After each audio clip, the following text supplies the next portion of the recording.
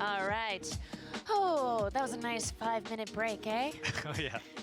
No, we could do this forever. We could do this without sleeping for weeks. Am I right?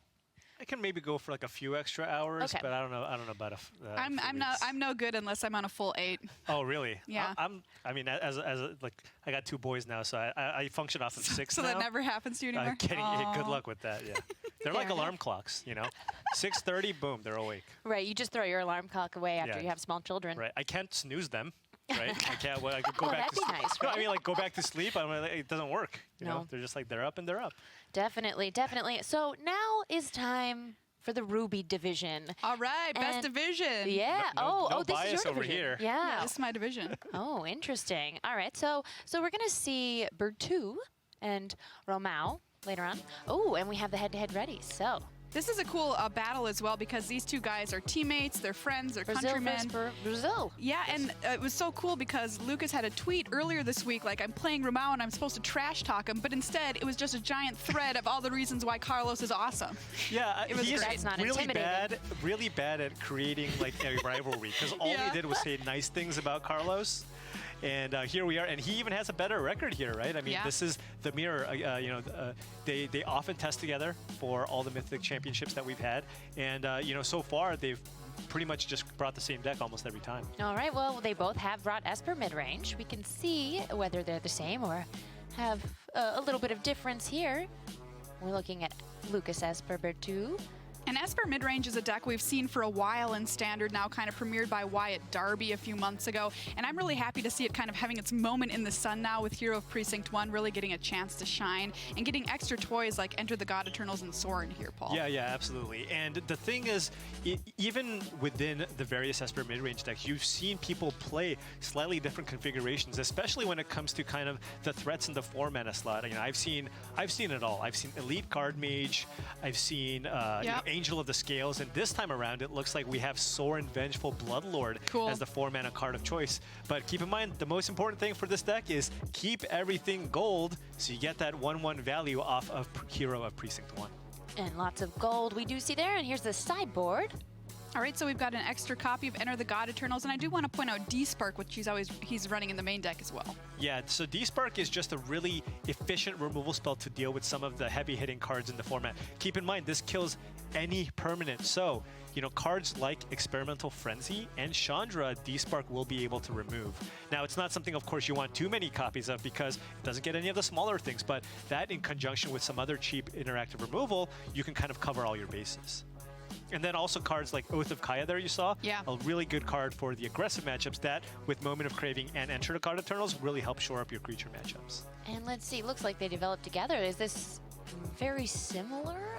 I don't see too much different. Liliana is something else? Yeah, it looks like Carlos actually did bring a slightly different list here. He has the Oath of Kayas here in the main deck, along with Hostage Taker that we didn't see. So yeah, Carlos does have a slightly different take here on the Esper mid-range deck, with even 2 copies of the Spark in the main as well. So actually, obviously they're playing the same strategy, but they do seem to have some pretty significant differences in terms of what cards they chose as kind of the flex slots for the deck. And let's see sideboard for Romao.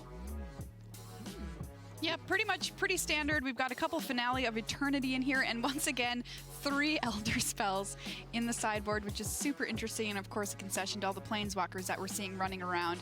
And Deputy of Detention hanging out there as well, which can be an important card in the mirror.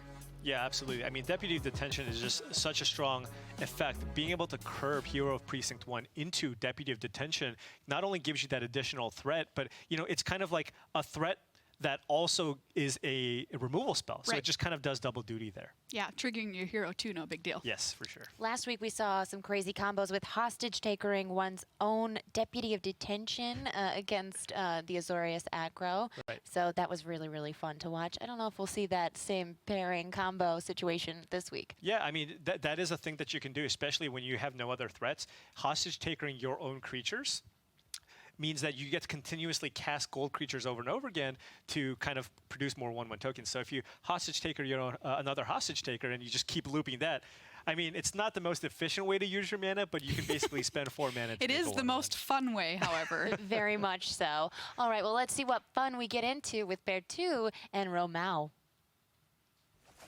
All right, here we go. Ruby Division battle here. Lucas Esper Berthoud versus Carlos Romao.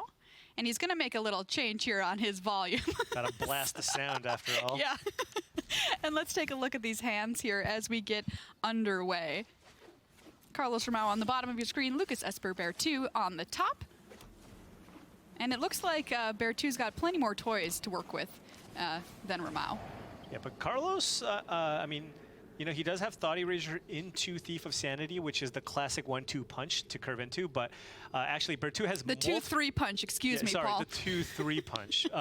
But if you look, Berthoud has multiple ways to deal with Thief of Sanity, so that Thief of Sanity will not be safe. So now Carlos has to decide, you know, what he wants to take with this Thought Erasure. It might actually be that Thief of Sanity because Carlos does not have an answer to Thief of Sanity in hand. All right, so we're taking a peek here on what Carlos is going to decide on, and it looks like Teferi Time Raveler is what he chose to bin and left one of his own on top of his library. Oh, but this is a big draw here from Esper too. Oh, Thought Erasure of his own! Right, and Berthoud's hand is just he doesn't have any 4-mana cards in his hand, so he's just going to take that Thief of Sanity there. And, you know, things are going to be looking good for his own Thief of Sanity, at least based on what he knew. And here's Teferi Time Raveler from Carlos Romao, coming down the turn that it wants to. Yeah, he can slam it, but now he has to make the decision. Does he want to just minus it to draw a card off of it right away? Or does he want to tick it up because he knows that Thief of Sanity is in Esper Berthoud's hand? Ticks up to 5 here. Back over to Lucas. And if I'm Lucas, I mean, you can consider a couple of things, but I think the Tension Maging Teferi makes a lot of sense. Yeah. You know the other 2 cards in Carlos's hand. He's got D-Spark, which can't kill Deputy of Detention, and the land. And just a land here for Carlos Romao. Back over to Lucas Esper Berthoud. Got plenty of action in hand, including a 4th land. And probably running out Thief of Sanity. We know Thief of Sanity has the ability to just close the door on games very, very quickly. Oh, yes. Carlos needs to find an answer to Thief of Sanity. I'm going to say in the next 1 or 2 turns, or Esper Berthoud will just be way too far ahead on cards. And a land was the draw here for Carlos Romao. Nothing doing. Thief of Sanity is going to be able to get in and steal some of his cards, as well as Deputy of Detention for that cheeky 1 point. And Esper Berthoud, of course, knowing about D-Spark, is not going to play out Sorin's Vengeful Bloodlord because that's a nice, juicy target. Oh, so yes. Probably just going to be running out of Teferi here. Or, I mean, given that he's found the second he is Sorin, redundant. Right. Given that he found the second Sorin, he might just go ahead and fire it off and just get Carlos to use the D-Spark so that the next Sorin will actually be, you know, perfectly fine to resolve. And hey, I get to do a point of damage, so in the process, might as well. Mortify here, the draw for Carlos Romao. Okay, all right, here we're kind of doing it, right? He's coming back, but, you know, Esper is still up on cards here. But yes, he will be able to mortify the Deputy of Detention and then bounce, and then he finds it big Teferi here. Sick. Okay. All right, so that was a huge draw for Carlos Romao and Teferi Time Raveler back onto the table there after that mortify on Deputy of Detention. And here's Thief of Sanity number 2 for Lucas Esper Berthoud, Hero of Precinct 1, making a token as well. Yeah, but this is still tough for Carlos here because Hero of Precinct 1 was a huge draw from Esper. Now he has 5 power on the battlefield. If you plus and tick up Teferi, Hero of Dominaria, that still only puts 5 loyalty on it. So next turn, Lucas can choose to attack with all of his creatures and just get Teferi off the board. Yeah, and if you're sending something back, what are you sending back? Yeah, and the thing is, sending something back, does that really advance your game plan? I think Carlos's best chance here is to tick up Teferi and try to find a removal spell, use the untap clause on Teferi, and then fire that off on Thief of Sanity. All right, so he is going to plus here, draw a card, finds another Teferi. Take up little Tia as well. All the Teferi, same voice actor. I feel like Teferi's really trying to press it too much. I'm not making this up as I go. I don't know. Methinks the lady doth protest too much Teferi. Yeah, and so now Lucas figuring out what he wants to do here. Now keep in mind, Sorin has a minus ability. He can minus the Sorin so sweet. on Deputy of Detention here if he wants to get that Teferi off the board to just continue to put pressure. on Carlos. All right, Deputy of Detention back from the dead and now a vampire thanks to Soren. Snab your Teferi, hit you with Thief of Sanity. Hero of Precinct 1 will finish off Little T. What a turn here for Berthoud. Yeah, absolutely. And you still get that trigger off that Thief of Sanity, which is huge. Berthoud just way too far ahead on cards here. Gets to steal yet another card. Hero of Precinct 1. Carlos Romao draws his own. And can place Teferi. He can. So he's going to be able to make a token and draw a card here. But, I mean, Berthoud is just up. He's got 4 more cards in hand effectively here. He can play Hero of Precinct 1, and then if he plays a Mortify or Teferi, he's now going to get 2 tokens a turn. So Teferi here, he's going to tuck that Thief of Sanity, but no cards in hand left for Carlos Romao, sitting at 12 life, an active Soren taking down Teferi. And now Berthoud firmly in the driver's seat here. Can just kind of do whatever he wants this turn. It's going to be Teferi Time Raveler to kick things off. Yeah, and probably using Mortify here on Hero of Precinct 1. All right, so he's going to send that token back to the Netherworld and Mortify. Hero of Precinct 1, just like you said, clearing the board, making some tokens, unlocking an attack. And, you know, typically Esper control decks have cards like Kaya's Wrath that let you get back from this, but the Esper midrange deck, of course, because they play so many creatures, do not have that comeback mechanic. So that is Lucas Esper Berthoud taking game number 1 in this mirror match here over Carlos Romao. Heading to sideboards, what do you like, Paul? Well, I mean, I think the Elder Spell is a reasonable card to consider if you don't think you have enough ways to deal with Planeswalkers, because, you know, cards like Teferi and Soren are a thing. But, you know, there's not that many Planeswalkers, so maybe they don't bring that in. I think it's important to make sure you have enough answers to both Hero of Precinct 1 and Thief of Sanity. Those are the cards that can kind of get out of hand, and if left unchecked, they will take over the game. So those would be things that I'd be looking to. But this is a strange matchup, right? Because it is weird. Anti-control cards like Hand Disruption are not bad in this matchup. At the same time, you want to keep in some number of removal spells as well because of the creatures like Hero and the Thief of Sanity. So kind of finding out that balance and figuring out which cards are the most important cards in the matchup, I think is pretty tricky here. So we see a couple of Dovin's Veto getting added to the deck here for Romao. And the Elder Spell does come in, notably. Yeah, and as you can see, you know, Romao having kind of some difficulty here figuring out how to sideboard. Like, why not that Tyrant Scorn? Well, yeah, the thing is, you can make a pretty good argument to, you know, playing any of those cards that you see in the sideboard, right? I mean, yeah. he trimmed the Soren. He wasn't even 100% sure whether or not he wants 1 or 2 copies of Soren here, so this is tough. Mirror matches always kind of providing their own special level of complexity. Right. I mean, oftentimes with maybe not the mid-range decks, but like the aggressive decks or the control decks, you have a really good idea of what the important cards in the matchups are. So you're like, all right, I'm going to take out my counter spells against the Blitz aggro deck, and I'm going to bring in my Hand Disruption against the control decks.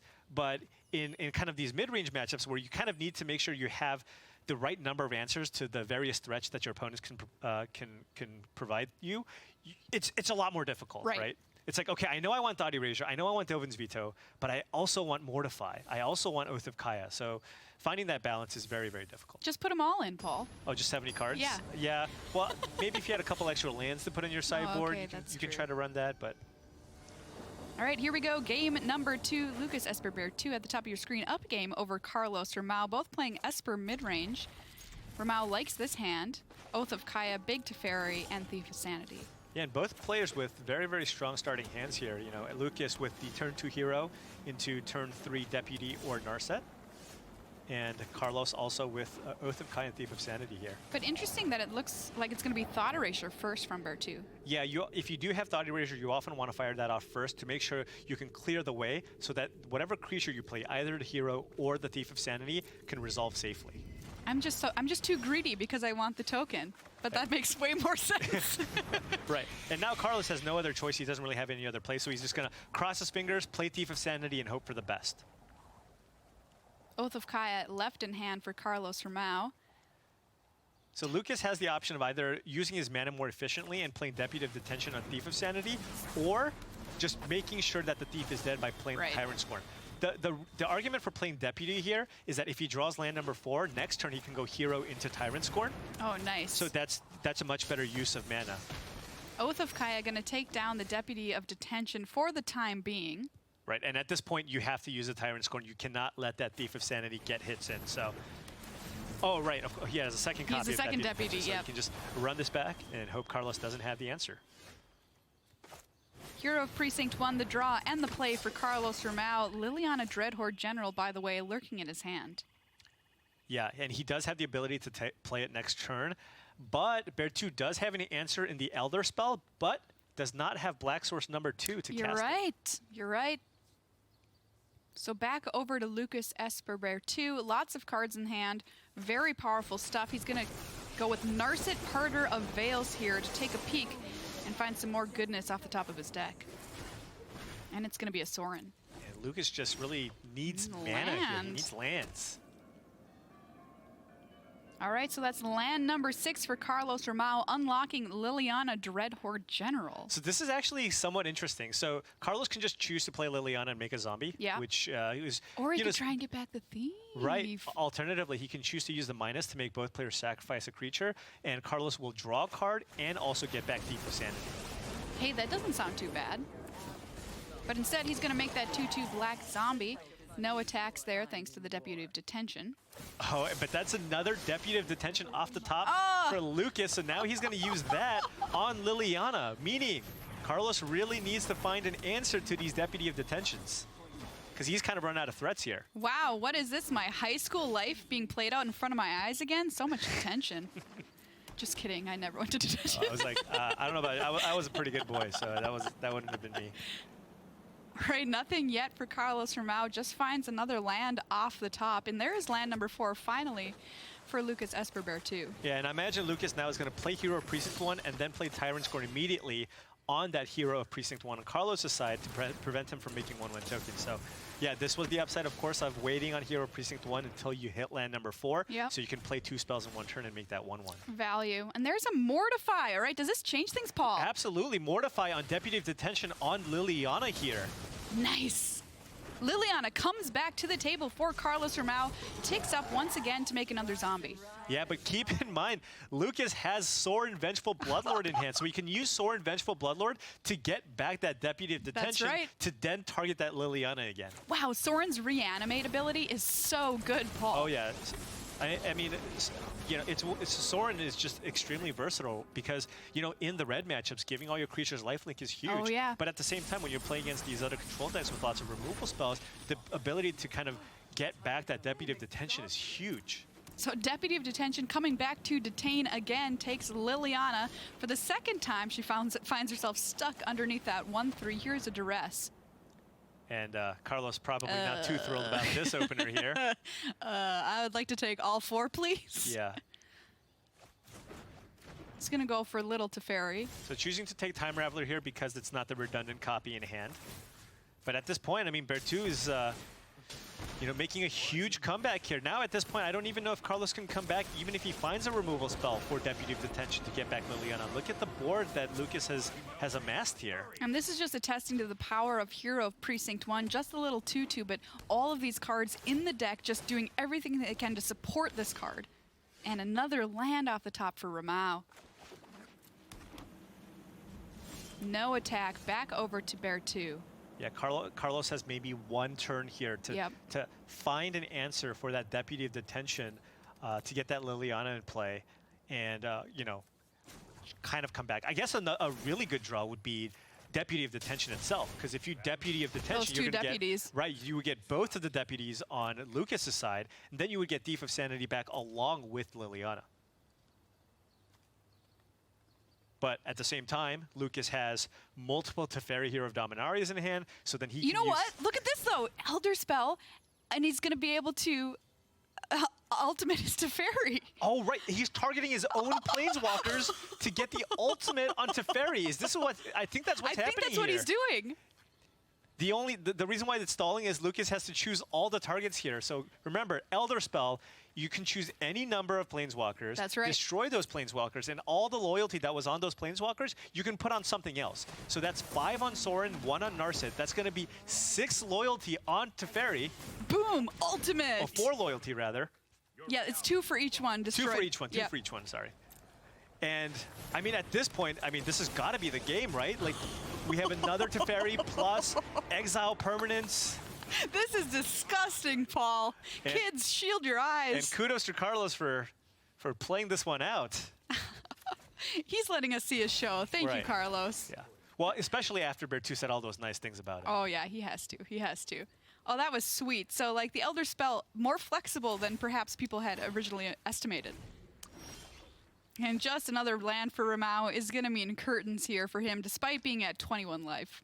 Yeah, this is effectively over. I mean, especially with that Teferi emblem, of course, in play. There's just nothing that Carlos can do at this point. And every time you draw a card, exile target permanent an opponent controls. Goodbye to that zombie token. Teferi ticks up, draw another card, and there we go. Carlos Romao concedes, and that is match going to Lucas Esper Berthoud in the Esper Midrange mirror in a very stylish fashion there, Paul, with that Elder Spell. Yeah, yeah. Stunning, stunning work.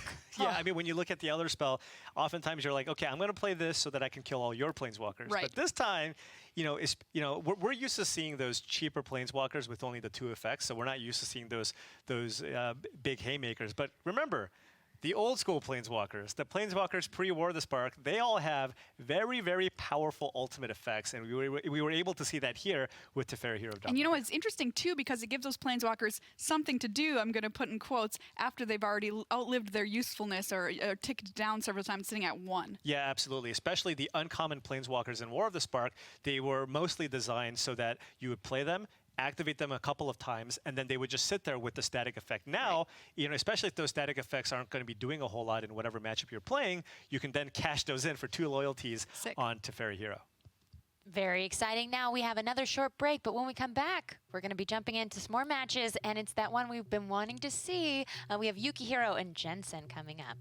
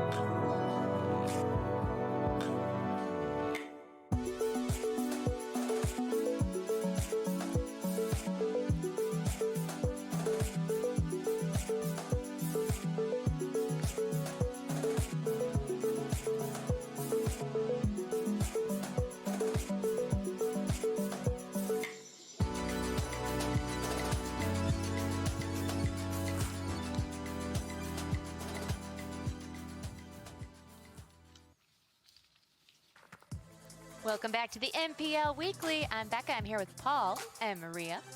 Hey, friends. Hello. And hello to all of you at home. By the way, want to just tease something we're going to get to later in the show. Make sure you stay tuned to the very end because we have a card preview for you. It's going to be from Modern Horizons coming up. And it's a spicy one. There, I said it. I said it, Paul. Oh, you did? Yeah, You did? it's going to be spicy. exciting? Yes. Spicy is a popular word in describing decks and describing cards. How did spicy come about to I be? think a lot of Magic players like to eat.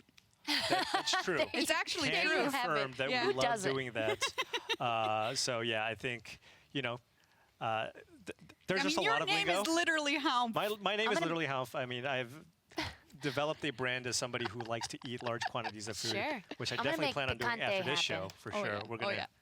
we're gonna That go to a card nice is little barbecue place. picante. Excuse me? You like it? No? Okay, never mind. Let me tell you about our Picante? next match We coming got a up. real picante deck here. So we have Ken YUKUHIRO and William Huey Jensen.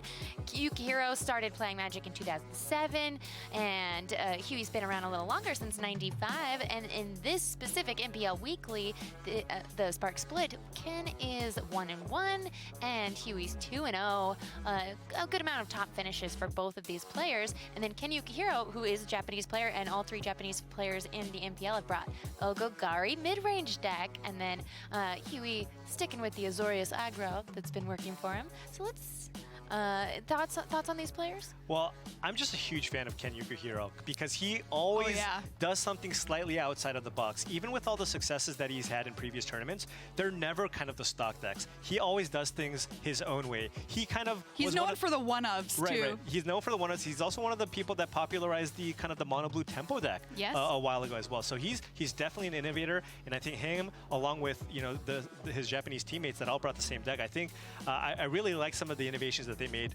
in terms of card choices and even the deck choice coming here. Yeah, every week Ken has brought something really exciting for us, and this week is no exception. 3 copies of Casualties of War in this deck, Paul, along with Assassin's Trophy, which in some matchups can be really, really, really mean.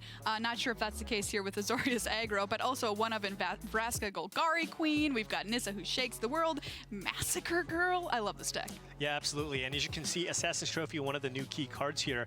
You know, typically the GOLGARI mid-range deck often played cards like Cast Down or other removal effects. But because we are now in a world where we need to have answers to lots of Planeswalkers, they've instead opted to play Assassin's Trophy here. And that's also the reason why you see Vraska GOLGARI Queen, because it is a permanent that deals with cards like Teferi and Vivian.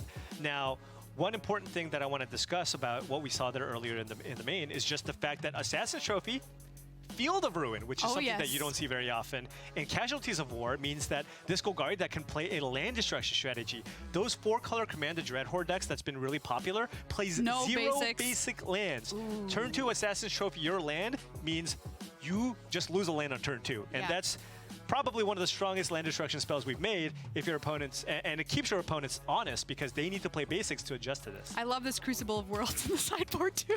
Yeah, Field of Ruin to Crucible of Worlds combo. I mean, you can lock people out. I mean, again, these decks play no basic lands, and I've even seen, I don't think they were submitted this week, but I've seen other variations of the Jeskai Planeswalkers decks that play no basics. And, you know, we heard Megan earlier talk about how basically they were able to utilize this strategy to kind of mana screw the Jeskai Planeswalker deck from actually playing any spells. Do you think that Crucible of Worlds is just a tease to say, don't you wish you had this? Is that what that's doing there? I mean, I think the thing is, this deck does look to go long, right? It is a mid-range deck, so it plays a late game. So, you know, you have all the Field of Ruins that you're just naturally going to be using over time, and then at some point, you're going to draw this Crucible of Worlds, and then you can slowly start to lock them out. It's not the type of card that you want to draw in multiples, because drawing a Crucible while not drawing a Field of Ruin is bad, but given that the ratio is 4-1, it's something that, you know, you can kind of expect to draw something in the late to mid stages of a game. And here's Jensen's AZORIUS aggro.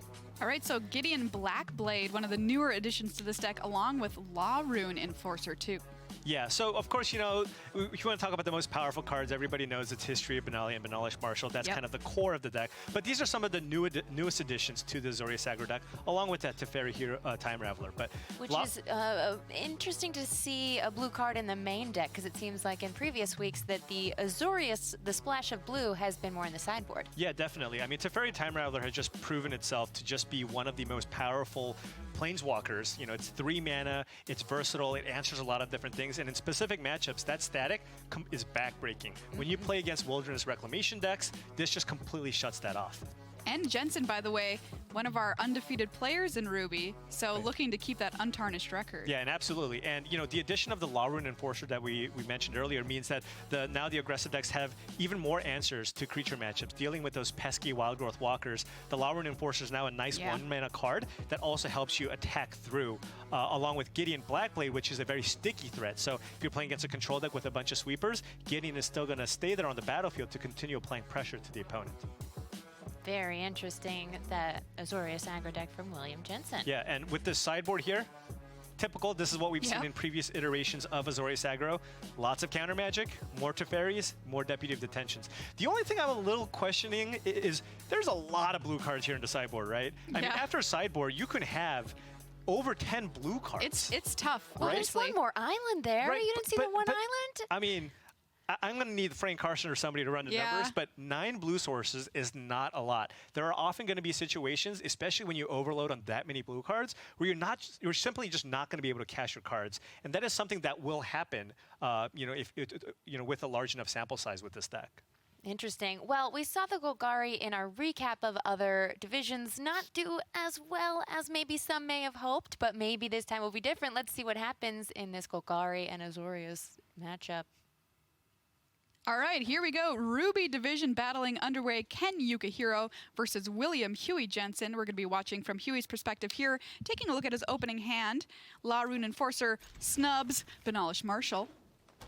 Yeah, on the draw, not great, and you know he's got a very reactive hand here, but you know he does have that turn 3 Banalish Marshal, what he's really hoping to have stick on the battlefield here. Paradise Druid for Ken YUKUHIRO, a new card that a lot of players are putting to good use.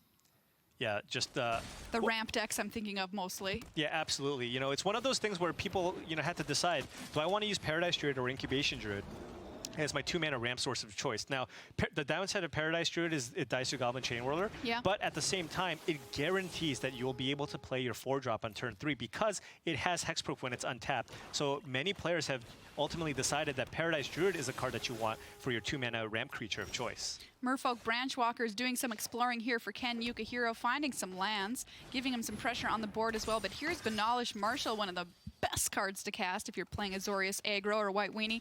And in comes Snubhorn Sentry and the 2 Laurun Enforcers.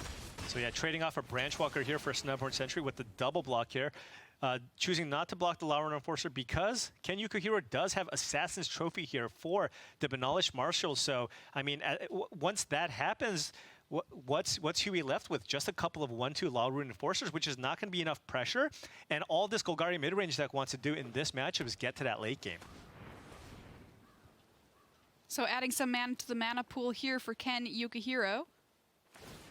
Field of Ruin, I love it. Blow up your Hallowed Fountain. No, you know what? That makes a lot of sense. Yeah, really he doesn't have that island. Right, because the Azorius aggro deck plays an island, but it's in the sideboard. So by taking that Glacial Fortress and knowing about Teferi Time Raveler, Huey needs to have another Glacial Fortress or a Hallowed Fountain to be able to play it. Well, he's got both, and here's Teferi Time Raveler and an Assassin's Trophy in response. Yeah, because of course Teferi's static ability means you can't play the Assassin's Trophy once Teferi hits the battlefield. Huey just left an abundance of lands here off of this Assassin's Trophy. Teferi Time Raveler does stick and hit the table. Yeah, but things are looking pretty reasonable here, I would say, for Ken YUKUHIRO. He's still sitting at a fairly comfortable 15 life, and Huey doesn't have any pressure. He's just got a pair of 1/2s in play. Laurun Enforcer, really good at tapping down big creatures, but not really good at attacking. And a Vivian Reed hiding out in hand, too, for Ken YUKUHIRO.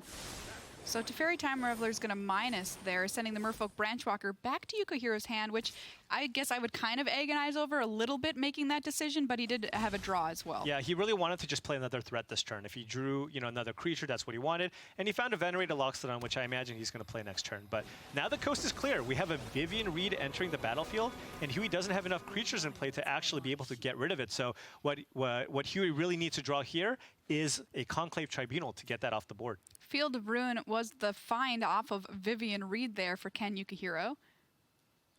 So Ken looking like he's in really good shape. Huey does want to find an additional threat on top of that Loxodon, but a land is not going to cut it here. Hallowed Fountain, the draw for Jensen. Venerated Loxodon is going to be a little sad with only 2 Law Rune and Forces to pay it tribute here. Teferi ticks up. Might as well. Back over to YUKUHIRO. And the reason why YUKUHIRO is in such great shape here is because he's got that Vivian in play that allows him to continue sculpting his draws and getting the best possible creature, you know, within the top 4. That's Speaking not a bad of Carnage Tyrant, what a great creature to get, and kind of once again another blast from the past. We haven't seen Carnity for a while. Right, exactly. Well, and now we're in a world where there's planeswalkers everywhere, right? Yeah. Carnage Tyrant does such a good job of just eating planeswalkers. Every single turn, you're like, I'm going to turn this thing sideways, Yeah, and I'm going to kill that planeswalker. I'm just gonna turn this then I'm going to kill card. that one. Yep. Then I'm going to, and the thing is, there's just not a lot of good answers to Carnage Tyrant. You need to be playing sweepers. You need cards like Settle the Wreckage or Yeah, Kaya's where Wrath the to heck get it is off. Settle the Wreckage, Paul? I haven't seen it cast in a million years. Well, the thing is, it is very bad against Teferi. Yeah, okay. So that's part of the reason. Now, if people want to find actual sweepers in white, you're going to need to play cards like Cleansing Nova to actually get those things off the field. Teferi Time Raveler Plus here for Jensen. Gideon Blackblade was his draw this turn. Yeah, and slamming the Carnage Tyrant makes a lot of sense as there are a pair of Law Rune Enforcers on Huey's side of the battlefield. So They he can't will, enforce that law. right, so he will be able to tap down any of the other creatures that YUKUHIRO could draw. Gideon's Plus here just doing essentially nothing there with the Venerated Loxodon. Vivian Reed plussing here for YUKUHIRO, giving him a decision. And keep in mind, Vivian is now at 8. Yep, her ultimate's great. Right? Ken YUKUHIRO has the ability to ultimate Vivian. Ooh, Massacre Girl off the top for Ken YUKUHIRO. Ken likes that Massacre Girl, and he's going to just run out all the creatures here because basically what he wants to do, he definitely does not want that Vivian Reed to go below 8 loyalty here. Well, this is interesting too because he might be holding them in hand to save those Explorers. That is possible, but given that he has a Vivian Reed in play, he might just want to just run out a bunch of threats, but it looks like, yeah, you might be right here. Sandbagging those creatures, waiting to get full value. Maybe he can even find the Wild Growth Walker off Vivian Reed and then play the Branch Walker and Jadelight Ranger. And the Wild Growth Walker, Merfolk Branch Walker, Jadelight Ranger package has been something in Standard for a long time. And it's interesting now that we're seeing it incorporated into a couple of different shells. Yeah. I mean, basically, if you're a green mid-range deck, you just can't do better. Most likely will have this combination in your deck. It's just so strong against the aggressive decks in the field. Oh, another land here for Huey's not what he wanted to see. Gideon animates up into a creature. He could potentially send something back with Teferi, but that doesn't feel great either. Yeah. Huey in a really, really tough spot here. He might, so he can give Venerated Loxodon indestructible. And Gideon Blackblade, of course, is also indestructible. He might bounce a Chump Blocker and then just attack just to lower Vivian's loyalty here because he will... Oh! Conclave Tribunal was the draw. So now he doesn't have to worry about the Vivian because he can just use the Tribunal on the Vivian Reed. So now he has a fairly free attack here. He can attack with the indestructible Venerated Loxodon along with the Gideon Blackblade. But the Gideon, of course, could be vulnerable because Carnage Tyrant can't choose to attack Gideon. All right, so decision time here for Huey, sitting on this Conclave Tribunal, and a potential double attack here. By the way, those 2 Law Rune Enforcers back, one of them tapping down that Merfolk Branch Walker at the end of YUKUHIRO's turn. Yeah, like we know for sure that he's going to run out Conclave Tribunal here on the Vivian Reed. The question is, does Huey want to attack with the creatures this turn? Oh. Okay, big attack with everything. Everything at Vivian. So Carnage Tyrant will go in front of one of the 4/4s, probably, and then the Paradise Druid also... Oh, so by attacking, this does mean that Ken will block with the Paradise Druid to keep the Vivian alive. And the Vivian will go down to 2 here as a result. So why do you think he's making this play, Paul? Well, maybe by making this attack, he's able to kind of eat that Paradise Druid. Sure. And then he doesn't really care about the life total as much, and then now he can use the Tribunal if he wants to finish off that Vivian Reed. And here is Conclave Tribunal for William Huey Jensen targeting that Vivian Reed.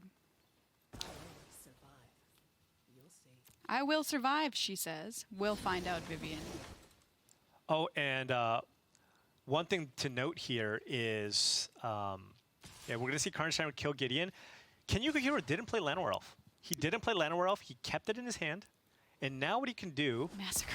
he can play Llanowar Elf, play Massacre Girl, and obliterate the entire board. Wow. Let's see it. I want to see some carnage. Here comes Massacre Girl. Is it time? Is it time for Massacre Girl? I think it is. All right, things are going to get bloody here. Here goes Massacre Girl doing her dark work. Down goes Llanowar Elf. Down look at goes this the chain. Branch Boom, Walker. boom, boom, boom, boom, boom, boom. Does Carnage Tyrant die? Okay, it does, but Massacre Girl is the last threat standing, and we have a Branch Walker to follow it up. Ravenous Chupacabra on the top is going to stay there for Ken YUKUHIRO, Dauntless Bodyguard. Not an exciting draw for Jensen, which, you know, when you're playing mono white, not all of your top decks are going to be very exciting. Right, but now Ken firmly in the driver's seat here with multiple threats in play, and the aggressive white decks just really don't have a way to come back from this. There's a Wild Growth Walker, and he's going to actually leave it on top despite being low impact right now. And another land for Huey is going to force a concession, and that is game number 1 going to Ken YUKUHIRO with Golgari Midrange. All right, I like this brew that he's brought. Let's take a look at Huey's sideboarding decisions here. Yeah, and it looks like you know, he wants to bring in Baffling End here because Wild Growth Walker is such a powerful card in the matchup. He needs to be able to deal with Wild Growth Walker because oftentimes that's how you lose as as the aggressive white deck against these mid-range strategies where they go turn 2 Wild Growth Walker into turn 3 J-Light Ranger. It's just simply too difficult to come back from that. 4 copies of Baffling End are at the ready for William Huey Jensen heading into game number 2 here. Looks like Gideon Blackblade is going to take a bit of a back seat for him as well. Yeah, and it looks like he's going for Teferi here instead. 2 Disdainful Strokes are coming in. Man, I'd be tempted to bring in that island too. Yeah, I mean, Disdainful Stroke might be important because we saw what Massacre Girl did in that last game. So it's a very strong card there. Not sure if Ken YUKUHIRO is going to choose to keep in Casualties of War or how many copies, but you know, it does have lots of targets here, right? There's enchantments in the deck, there's creatures, of course every deck has lands, and then also Planeswalkers, so maybe that is another reason to board out Gideon Blackblade because you don't want to get, you know, the ultimate punishment blowout with that card. It's interesting too because Azorius Aggro has been one of those decks that, despite having a straightforward game plan, does have a bunch of axes that it has at its ready. You know, right. Creatures, even enchantments, even planeswalkers, which sometimes can be hard to deal with. Casualty of War says, I don't care. Yeah, one of the biggest advantages of being the Azorius Aggro deck is the diversity in threats that you have. But that, yeah, specifically against Casualties of War, that is the worst possible thing. All right, so here we go. Game number 2. Huey kicks things off with a Sky Marcher Aspirant and a pretty good-looking hand for Ken YUKUHIRO, too. Yeah, Ken has a fantastic start. I mean, look at this hand. He can go turn 2 Paradise Druid into Cast Down Moment of Craving if he wants, or just use a removal spell. So a lot of good options for him. And the Snubhorn Sentry, you know, we've seen this card do a lot of work. It's a good defensive creature, but, you know, when you're mulliganing and you're off to this kind of slow start, it just doesn't do a whole lot, and you really need all your creatures to pressure the opponent. All right, Benalige Marshal is where Huey wants to be, probably on turn 3, but I'll tell you what, he doesn't want to see that Wild Growth Walker with no way to deal with it currently. Yeah, and that was a huge draw here for Ken YUKUHIRO. Now he has that classic draw, right? Here we go. go. Turn 2 Wild Growth Walker into turn 3 J-Light Ranger. He's going to be gaining 6 life. He got 2 cards off of it. Gross. And he just has a Wild Growth Walker that completely is in the way. All right, Baffling End here, going to stem some of the bleeding for Huey, which was sure to come with that giant Wild Growth Walker. Dauntless Bodyguard here going to offer some protection to our Benalige Marshal. So Huey able to attack with a couple of creatures here for 4. Yeah, those were actually... The Dauntless Bodyguard was actually quite a strong draw here because it now gives YUKUHIRO protection here. It gives Huey protection for that Benalige Marshal. I've got to say, besides all of the removal in Ken YUKUHIRO's hand, Vraska Golgari Queen seems awesome. Yeah, absolutely. So now let's take a look at the number of permanents here on Huey's side. He's got 3, 4, 5, 6, 7, 8. And so he is close to being ascended. He's got that Snubhorn Sentry and Sky Marcher Aspirant in play. Yep. So it might be in Ken's best interest to try to lower the permanent count here so that Sky Marcher Aspirant doesn't have flying, or that Snubhorn Sentry is a 3-3. Or 4-4, I guess, in this case, because of the Marshal. You know what I want to see? Vraska make a 3-3 dinosaur by destroying that Baffling End. Yes, that is an option. I think he will likely do that at some point, or use that Vraska at some point, but he wants to probably clear the board a little bit so that the Vraska has a higher chance of surviving.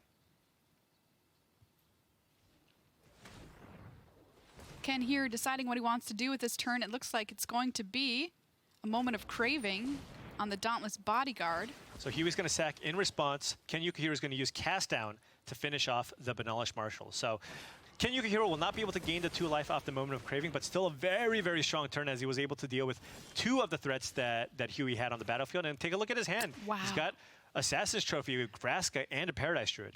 Snubhorn Sentry into Teferi Time Raveler, all that Huey's got at his ready here. And tough spot here for Huey. He can play Teferi, but bouncing a 2-1 J-Light Ranger does not feel good. No. I mean, we saw it happen in another match where somebody just really needed to draw the card. Right. And it does give you an out, but replaying an Explore creature, especially Jade-Light Ranger, feels so terrible. He could tick it up. That is an option. So Huey making the hard choice here.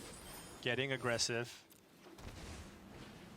Snubhorn Sentry is the draw off that Teferi Time Raveler, and by the way, resetting the clock towards the City's Blessing too, with every creature that leaves the battlefield. So now now Huey is 1 permanent away again from being ascended. He's got 9 on the battlefield, but Ken YUKUHIRO will be able to shave that down to 8 by removing one of the creatures. He can kill either Baffling End, which you called out.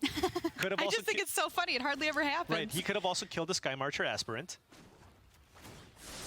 Or Teferi. But now this 3/3 is completely brick walling the entire side of Huey. And now Ken YUKUHIRO gets to untap and look at all the threats he has now. He's got, you know, the Paradise Druid, J-Light Ranger, and even access to that Assassin's Trophy. All right, so the Dinosaur showing no fear is going to take down Little T here, Teferi Time Raveler, Jade-Light Ranger, hitting the table for YUKUHIRO, going exploring, finding its twin sister, leaving it on top. Yeah, and at this point, just finding more J-Line Rangers, more threats is very, very strong. And, you know, one thing about the aggressive white decks is you want to have that really, really quick start, because once you get to this point in the game, it's just so hard to come back. And, you know, this is why some people, I think, if they're aggressive players, they like creatures or whatever, choose to play the mono-red deck because it does have that reach that I think the white deck is lacking right now. Yeah, absolutely. I will say, though, that the white decks are definitely more explosive. You know, it plays like 18 one-drops, whereas the red decks only play 8. So the white deck, you know, you want to curve out and then start convoking out Venerated Loxodons and History of Benalius. That's how you win. It's much, much faster. It punishes slow draws much more. But on the flip side, of course, it doesn't have that late game staying power like the mono red deck. History of Benalia here for Huey, Assassin's Trophy available for Ken YUKUHIRO. Oh wow, and that was very, very strong because that's 2 permanents here for Huey, and no matter what, because that Assassin's Trophy allows Huey to get a land. It doesn't matter, yeah. It doesn't matter. Huey will be ascended here. So here comes History of Benalia, creating the Knight token. And we're going to be able to get in and kill Vraska, Golgari Queen. So I imagine J-Light Ranger will go in front of one of them, and then he might... Yeah, I don't know. Here's Assassin's Trophy to take down the Sky Marcher Aspirant. Okay, and this tells me he's going to chump block here with Llanowar Elf and trade the other one with Jade-Light Ranger, because then he gets an extra activation from Vraska Golgari Queen, which he will probably use to either get that Snubhorn Sentry or History of Benalia off the battlefield. He could also just choose to take it up. Yeah. Because he has enough things to play this turn. So that might be the more likely thing to do here, actually. And of course, Vraska doesn't have to kill something on her tick up either. Right. You can just tick it up +2, and then whether or not you sacrifice a permanent, that is an optional effect. Another Llanowar Elves to replace the Fallen Brother in battle here. Paradise Druid is the play, though, for Ken YUKUHIRO. Although, I think you want to find more answers here, but I guess given that you have Brontodon, maybe you hold off, because next turn you can go double Brontodon with the Paradise Druid and 5 lands in play. Baffling End the draw for Huey. Yeah, so that's going to remove the J-Light Ranger. It is the biggest creature on the battlefield, and then Huey doesn't even have a great attack, right? He can attack the Snubhorn Sentry into the Vraska, but that would just be trading with the 3/3 Dinosaur. Yeah. And the 2/2 Knight doesn't really have a good attack either, because of course, again, the 3/3 Dinosaur. So this dinosaur become more relevant in this game than you might imagine. Right. Draw for Ken, another Thrashing Brontodon, which just has great stats in this matchup, plus the ability to destroy History Benalia if it wants. Yeah, 3-4 is really where it's at in both of the premier aggressive decks in the format. Yeah. 3-4 just blocks pretty much everything that the mono white deck can muster up. On top of that, against the red deck, you know, dodging the Wizard's Lightning and the Lightning Strikes, and also just being bigger against cards like Goblin Chain Whirler. 3-4 is just kind of the perfect size for the creature matchup. Here's a Venerated Loxodon for Jensen. Okay, yay, that All was big. That was a good draw. That, you know, think about it. That top deck just gave him 7 power on the battlefield. We got the 4/4 Loxodon, and then the 3 counters on the creatures that were convoked. So Baffling End, number 2 this game, is going to take care of that Thrashing Brontodon. At least one of them for Ken YUKUHIRO. Draws a Branchwalker. Oh, gosh. Wow. Obnixilus's Cruelty on the top for Ken YUKUHIRO. Fantastic removal spell. Good in draft, good in standard. Yeah, and now we're going to see a ticked up Vraska going up to 4, sacrificing a forest probably to draw that Obnixilus's Cruelty. So now Ken YUKUHIRO has access to the Obnixilus's Cruelty along with, you know, potentially activating Thrashing Brontodon to kill Baffling End if he wants. Although currently the Brontodon is just a better creature. Here's Benalish Marshal for William Huey Jensen. Yeah, I mean, that Benalish Marshal, of course, a good card in the deck, but we do know about that Obnixilus's Cruelty. He does know about it, so, you know, he can run it out, but he doesn't really have a great attack here. No. Benalish Marshal, normally something that you're happy to see, and I've got to say, Huey has managed to build his board back up from the assault he received earlier in the game, but it's just no matchup to Ken YUKUHIRO's superior creatures. Yeah, definitely. Obnixilus's Cruelty, too, a cool kind of thing that I think R&D was thinking about when they were making some commons for War of the Spark, putting some more powerful cards in that slot, one for each color. Yeah, yeah, you know, a cycle of very, very powerful first pickable cards that, you know, you open a pack, you see it, and you know you're going to take it. But on top of that, you know, a card that, you know, something you might be excited to open just because it might make it into your constructed decks, right? Yeah, Because yeah. Obnixilus's Cruelty, Jaya's Greeting, you know, those are all cards that people might consider playing in their constructed deck. You know, we wanted maybe more cards kind of in that Llanowar Elf space where even if you open that common, you're like, oh, yeah, this is a card that can immediately go into my deck. And I like having that power at common, too, in draft. Yeah, it's been very strong. All right, we're back over to Ken YUKUHIRO here, who did not yet fire off that Obnixilus's Cruelty. And Huey didn't even play that Benalish Marshal. Yeah, He knows about it. right, and I don't even know exactly here. I mean, at this point, Ken can start being the aggressor here and start attacking with some creatures because, I mean, Huey simply just doesn't have cards he can draw here that really is going to get him out of this. An attack here from Ken. A couple of 3/3s, or a 3/3 and a 3/2 rather. Turning sideways. No good blocks for Huey. Legion's Landing the draw this turn. Benalish Marshal, sure, whatever. Legion's Landing, okay. Now Benalish Marshal are probably, they're both going to be attacking Vraska here. Huey really needs to get that off the battlefield, but Ken YUKUHIRO just has good blocks. He's going to use a J-Light Ranger here to trade with one of the 4/4s, and then he can double block with Thrashing Brontodon and the Merfolk Branchwalker to remove the other 4/4 on the battlefield, and Huey can only just get that Brontodon off the field. Ken YUKUHIRO lining up blocks here, just as you said, Paul, off of this attack from Huey featuring those 2 knights. And down goes the Brontodon, trading with that Jade Light Ranger. Both knights dying in battle, and Legion's Landing the follow-up play for Jensen. And he just cannot get anything together here, which is just the way the deck operates. Exactly. Now, what does Ken want? I mean, he does. Honestly, he doesn't really need a whole lot here. Yeah. But now he's got a pair of Wild Growth Walkers, and now any Explorer creature means 6 life and 2 counters. Here we go into combat for Ken YUKUHIRO. Huey's life total at 12.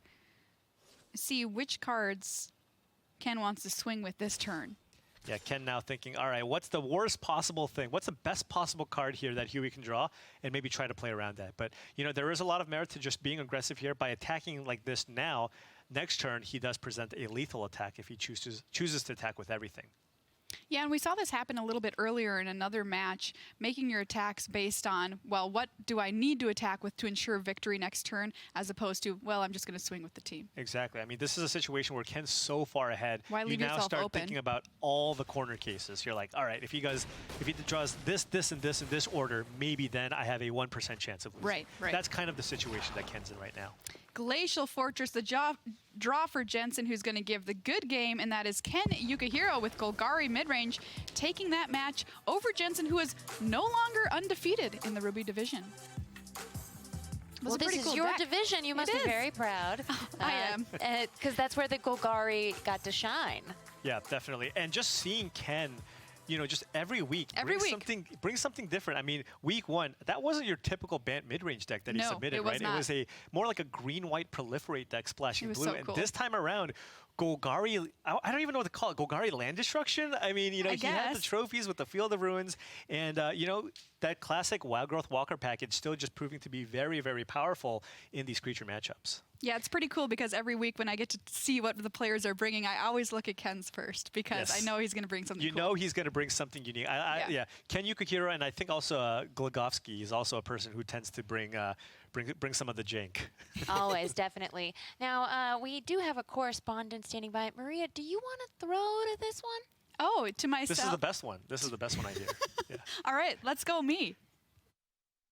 Hey everybody, Maria here, ready to report on week 3 of the, say it with me, best division in the MPL, the Ruby division. Not only do we have the best players, we also have the best hair, and you can't argue with that. The exciting thing about Ruby right now is that no one is undefeated. We just saw William Huey Jensen take his first loss to Ken YUKUHIRO's green-black midrange deck, and Lucas Esper Berthoud take Carlos Romao to the cleaners, where they specialize in cleaning with Teferi's Ultimate, which if I told you was actually a name for an off-brand laundry detergent, you just might believe me. Ken YUKUHIRO didn't have time to kick back this week after taking down former world champion Huey Jensen. He had one of the winningest players in the game to face, Reed Duke. Reed looks like he's in amazing shape here with a huge venerated Loxodon play, supposedly putting him outside the range of a known card on top of YUKUHIRO's deck, Massacre Girl. What Duke hasn't accounted for is the 2 open mana for YUKUHIRO and a certain trophy that nobody really wants to win. Ken takes out Benalish Marshall, and the next turn gets the classic Magic 5 for 2 when Massacre Girl kills 7 creatures in what historians are to this day calling, and I quote, super sweet.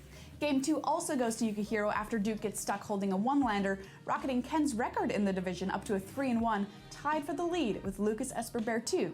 Duke falls to 2-2. My other match this week featured Ben Stark, who has stuck staunchly by his red deck despite starting out 0-2 with it. This week he faced Carlos Romao, fresh off his loss to Lucas Esper Berthoud, also sitting at 0-2. Ben has some help from Tybalt this week, but I'm not going to beat around the bush. This matchup versus Esper Midrange seems pretty horrendous for him. Sorin, Oath of Kai, and Enter the God Eternals are all MVPs for Romao here. Stark does manage to take game 2, riding across the finish line on the back of an angry Minotaur, who definitely likes to rampage, and looks like he might even get there in game 3 thanks to some runaway Steamkins. Hold up. I hate Runaway Steamkin. Who designed this card? Was it you, Paul? Paul, did you do this to us?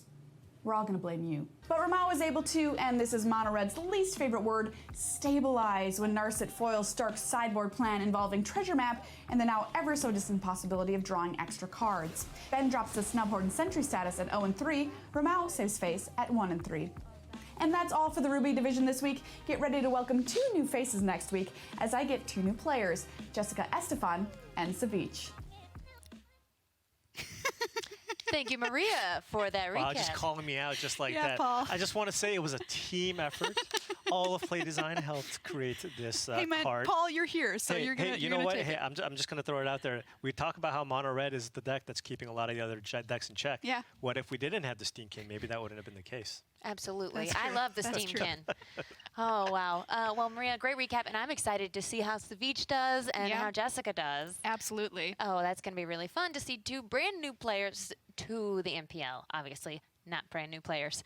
All right, so let's take a look at these overall standings one more time so we can give our thoughts again. All right, so Lucas Esper Berthoud topping the division here along with Ken YUKUHIRO. And like we said, Ken bringing the spice, bringing the picante, however you want to say it, every single week, keeping us entertained, and also, most importantly, winning with it. Ben Stark, all the way at the bottom, 0-3, consistently playing either mono red or Rakdos aggro, some kind of combination of that. Hasn't been winning with it, though. And Stark and Jensen have played one less game than the other players, obviously several more than Mikunin and Stefan. But what's interesting is Stark is also doing the mono red and just not having the same luck with it, or maybe we shouldn't call it luck, success with it as some of the other mono red stalwarts. What's the word I'm looking for? Yeah, no, I think stalwart works, but I mean, keep in mind, again, everybody is a world-class player here. Yep. Somebody's going to be 0-3. There's a bunch of Hall of Famers here. There's a bunch of very, very, established professionals. But, at the end of the day, somebody's going to lose. And, it's clearly not incorrect to bring an aggressive red strategy to the tournament. Ben has his own personal spin on it, where he's playing Rakdos, and maybe mono red is just the better version to go with. But he has been submitting this. And, even here, he did pick up a game. So it's just one of those things where sometimes just the games just don't break the way that you want it to. Absolutely. Yeah. Well, a lot of fun things. And I just want to talk about, as you did, Massacre Girl. Super sweet. I like to say picante because we're making it happen. I love Massacre Girl. I played, so we're going to see some 4-color Dreadhorde coming up. I love this deck. It's just kind of totally wild. And Massacre Girl in this deck, I tweeted out a Twitch clip where I think I had something like 50 triggers on the stack for Massacre Girl. It was just dumb, but also awesome. Yeah, I was really curious how Massacre Girl would affect the current standard metagame because, really trying to figure out where she belongs is kind of difficult because if you want your traditional sweeper effect, often you're going to go to cards like Kaya's Wrath or Ritual of Soot. So then now you want to play it in a deck where you also have creatures so that you can like Wrath the entire board. Recur so, it would be this weird mid-range deck where you're okay with losing your entire board. But it turns out also a deck that can get the Massacre Girl back over and over again with cards like Command the Dreadhorde and Tameo means that this is kind of the shell. This was the puzzle to kind of piece it all together where she actually belongs. And she's been really, really impressive, from my experience playing with her. Yeah, same. Very beautiful card. All right, now we're going to go to one more short break. And after that, we're going to see Andrew Cuneo versus Brian Brownduin.